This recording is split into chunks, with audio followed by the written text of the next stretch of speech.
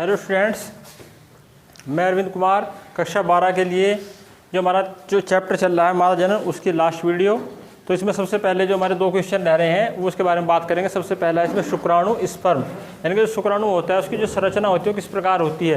कई बार question paper में जो क्वेश्चन आया हुआ है केवल जो शुक्राणु है उसका जो डायग्राम है केवल डायग्राम पूछा गया है, और कई बार पूछा गया कि जो एक्रोसोम होता है वो एक्रोसोम कहाँ पाया जाता है। इस प्रकार का क्वेश्चन निकालता है इसमें से। और मोस्टली ये जो क्वेश्चन आता है 1 नंबर में अति लघु क्वेश्चन, उसमें अति लघु जो क्वेश्चन होते हैं जो वेरी शॉर्ट क्वेश्चन होते हैं उसके रूप में आता है। तो जो शुक्राणु होता है देखो क्या होता है। जो शुक्राणु होता है वो एक कशाभिकीय युक्त, कशाभिकीय मतलब पूंछ युक्त एक नरयुग्मक होता है। इसमें एक पूंछ होती है, इसे क्या बोलते हैं, एक कशाभिकीय। कशाभिकीय मतलब यूनिफ्लैजिलेट, यानी कि एक कशाभिकीय युक्त जो नरयुग्मक होता है, ये नरयुग्मक। तो इसमें इसका जो ये 3 भागों में बटा हुआ है। वैसे तो 4 भाग दिखा रखे हमने आपको। इसके सबसे पहला शीर्ष दिखा रखा है, फिर इसकी नेक दिखा रखी है, फिर इसका बीच का पार्ट दिखा रखा है, और फिर इसकी पूंछ दिखा रखी है। लेकिन यहाँ हमने इसके 3 भाग किए हैं, हेड, मिडिल पीस और टेल। यहाँ नेक इसका हमने अलग इधर ही दिखा रखा है। तो जो इसका शीर्ष भाग होता है, जो इसका सबसे ऊपर का भाग होता है, वो कैसा होता है, आगे का भाग जो है चौड़ा होता है और चपटा होता है। कैसा होता है, चपटा होता है। उसमें एक न्यूक्लियस भी होता है। क्या होता है, एक केंद्रक होता है, और उसमें गोल्जिकाय से बनी एक टोपी की संरचना होती है। ये जो सब बाहर की साइड दिखा रखा है आपको, ये क्या होती है, जो गोल्जी बॉडी होती है हमारी, गोल्जी बॉडी से बनी हुई एक टोपी जैसी संरचना होती है। सबसे बाहर की साइड जो दिखाई, ये अंदर है, ये न्यूक्लियस है हमारा, केंद्रक है, और जो बाहर की साइड है ये क्या है हमारा, एक गोल्जिकाय से बनी एक टोपी जैसी संरचना है, जिसे हम क्या बोलते हैं, एक्रोसोम बोलते हैं। उसके बाद इसका जो दूसरा पार्ट है वो है हमारा नेक, यानी कि ग्रीवा। इसे क्या बोलते हैं, नेक यानी ग्रीवा, जो बीच का पार्ट है ये दूसरा। तो जो ग्रीवा होती है ये भाग जो है इसका संकरा होता है, और जो मध्य जो भाग है उसके बीच का छेद, यानी कि जो मध्य भाग है इसका जो मिडिल पार्ट है उसका, और हेड, इन दोनों के बीच का, यानी कि जो हमारा हेड है और ये हमारा मिडिल पार्ट है, बीच का जो मध्य भाग है, इन दोनों के बीच का जो क्षेत्र है वो कहलाता है हमारा ग्रीवा या नेक।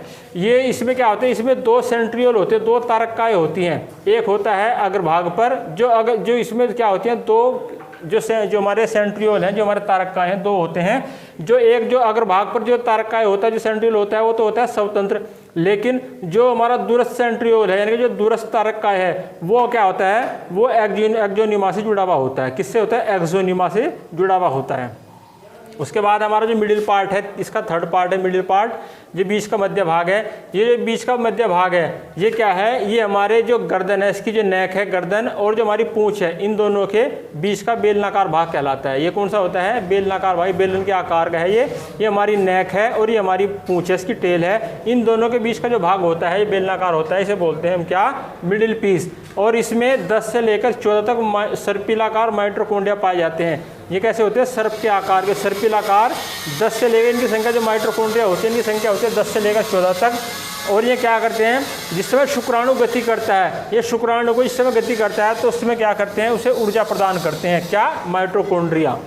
उसके बाद इसका जो लास्ट पार्ट है वो है इसकी टेल, यानी कि इसकी पूंछ जो है, ये इसका सबसे लंबा भाग है और पतला भाग है।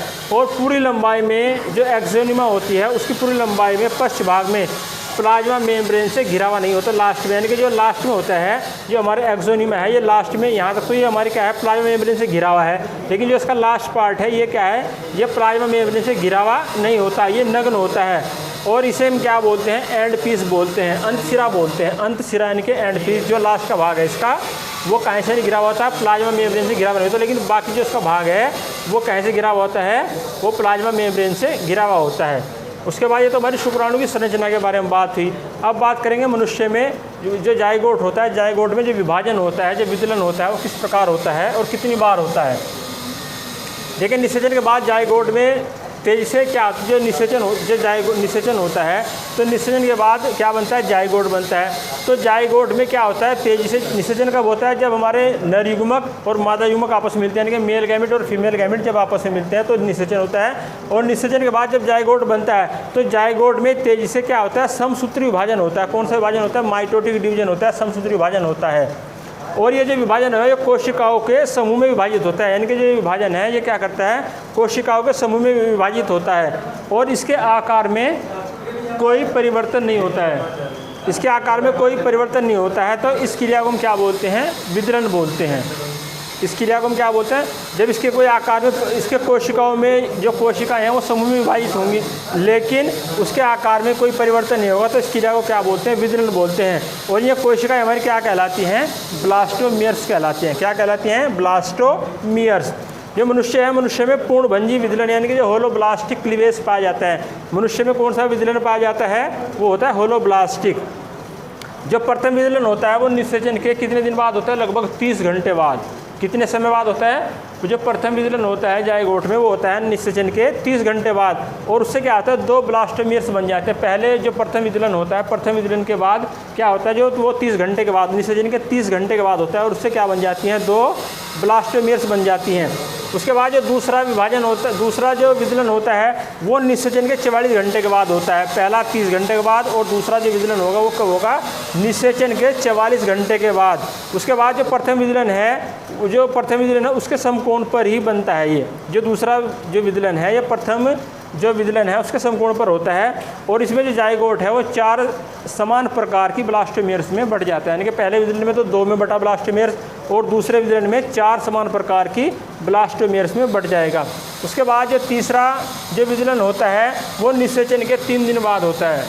जो तीसरा विदलन होता है वो निषेचन के 3 दिन बाद होता है और दोनों विभाजनों के 90 डिग्री यानी कि समकोण पर होता है। जो प्रथम 2 विभाजन है, जो हमारा प्रथम विभाजन 30 घंटे बाद हुआ, दूसरा विभाजन 44 घंटे बाद हुआ, तो उन दोनों विभाजनों के क्या होता है, 3 दिन बाद होता है निषेचन के बाद, निषेचन के 3 दिन के बाद, और उन दोनों विभाजनों के 90 डिग्री के कोण पर होता है। इसके बाद विदलन में क्या होता है, अनिश्चित रूप से विभाजन होता है। प्रथम विभाजन से 2 ब्लास्टोमियर्स बने, द्वितीय जो विदलन हुआ उससे हमारे 4 ब्लास्टोमियर्स बने समान प्रकार के।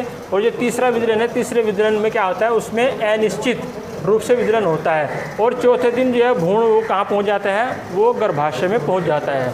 उसके बाद भ्रूण जो है वो 32 सेल्स वाला क्या होता है, एक 32 सेल्स वाला होता है और इसे हम क्या बोलते हैं, मोरूला बोलते हैं। क्या बोलते हैं, मोरूला। ये 32 सेल्स वाला होता है। यानी कि इसमें कितनी सेल्स पाई जाती हैं, 32 सेल्स पाई जाती हैं, उसे हम बोलते हैं मोरूला। अब इसके लाभ, तो जो हमारा सबसे पहले जो जायगोट है, जायगोट का जो जीव द्रव्य है, जायगोट है, जायगोट का जो जीव द्रव्य होता है वो क्या होता है, वो ब्लास्टोमियर्स में बढ़ जाता है। दूसरा जो जीव विदलन है वो जीव द्रव्य को क्या करता है, गति, जो जीव द्रव्य को विदलन क्या करता है, गति प्रदान करता है तथा जनन स्तर बनाने में, जो हमारा जनन स्तर है उसे बनाने में क्या करता है, सहायता करता है। यह उत्तक तथा जो अंग हैं हमारे उनके बनाने में भी मदद करता है। विदलन क्या करता है, जो हमारे अंग बनते हैं, उत्तक, सबसे पहले उत्तक बनेंगे, कोशिक उत्तक बने, उत्तक से क्या बनेंगे, हमारे अंग बनेंगे। तो जो हमारे उत्तक हैं और जो अंग हैं उन्हें बनाने में भी ये क्या करता है, सहायता करता है। इसके फलस्वरूप एक कोशिकीय जायगोट बहुकोशिकीय भ्रूण में बदल जाता है। यानी कि जो एक कोश के जायगोट होता है वो बहुकोशिकीय भ्रूण में बदल जाता है। तो ये इसके कुछ लाभ हैं विदलन के, जो मैंने आपको बताए। इसके बारे में संरचना बताई इसकी। वैसे तो हमने इसकी जो बोर्ड पर डायग्राम बना रखा है, 3 पार्ट दिखाए, हेड, मिडिल पार्ट और टेल, इसकी 3 पार्ट दिखाए। लेकिन इसका एक चौथा पार्ट भी होता है, नेक, जो नंबर 2 पे होता है। सबसे पहले इसका बता कि जो शीर्ष, इसका जो सबसे पहला जो हेड है, इसका शीर्ष है, वो क्या होता है, उसका जो ये भाग इसका चौड़ा होता है और चपटा होता है। इसमें केंद्रक होता है और इसमें गोलजिकाई से बनी एक क्या होती है, बाहर की साइड जो दिखा रखी, गोलजिकाई से बनी एक टोपी जैसी संरचना होती है, इसे हम क्या बोलते हैं, एक्रोसोम बोलते हैं। उसके बाद दूसरा पार्ट इसका नेक, ये पार्ट इसका क्या होता है, संकरा होता है। यानी कि जो हमारा मिडिल पार्ट है और जो हमारा इसका हेड है, इन दोनों के बीच का जो पार्ट होता है, ग्रीव से बोलते हैं, ग्रीवा यानी कि नेक होता है। इसमें 2 तारकाएँ होती हैं। जो एक तारकाएँ, जो अगर भाग पर जो तारकाएँ होती है वो स्वतंत्र होती है, जो दूरस्थ तारकाएँ होती है वो क्या होती है, वो एक्सोनिमा से जुड़ी हुई होती है। उसके बाद हमारा मिडिल पार्ट है, जो हमारी नेक है यानी कि ग्रीवा है, और जो हमारा टेल, इसका टेल भाग है, पूंछ भाग है, इन दोनों के बीच का जो बेलनाकार भाग होता है, इसे बोलते हैं क्या, इसे बोलते हैं मिडिल पीस। इसमें 10 से लेकर 14 तक माइटोकॉन्ड्रिया होते हैं जो शुक्राणु को गति करने के लिए ऊर्जा प्रदान करते हैं। उसके बाद लास्ट पार्ट होता है इसका पूंछ, जो पूंछ इसका सबसे लंबा पतला भाग है, ये प्लाज्मा मेम्ब्रेन से घिरा हुआ हो, लेकिन इसका जो अंत भाग है, लास्ट का जो पार्ट है इसका भाग है, वो क्या आता है, वो प्लाज्मा मेम्ब्रेन से घिरा हुआ नहीं होता, उसे हम बोलते हैं एंड पीस। उसके बाद मैंने मनुष्य में आपको विदलन बताया। सबसे पहले जो नर युग्मक और मादा युग्मक हैं आपस में मिलते हैं, निषेचन होता है, निषेचन के बाद जायगोट होता है, फिर जायगोट में विभाजन होता है। तो निषेचन के बाद जायगोट में जो विभाजन होगा कौन सा होगा, सबसे पहले तेजी से वो होगा समसूत्री विभाजन। और जो कोशिकाओं, वो विभाजन या कोशिकाओं के समूह में होता है, यानी कि जो वो विभाजन है कोशिकाएं समूह में विभाजित हो जाती हैं, तो उसमें लेकिन उसके आकार में कोई परिवर्तन नहीं होता, यानी कि उसके आकार में कोई चेंज नहीं होगा, तो इस क्रिया को बोलते हैं विदलन।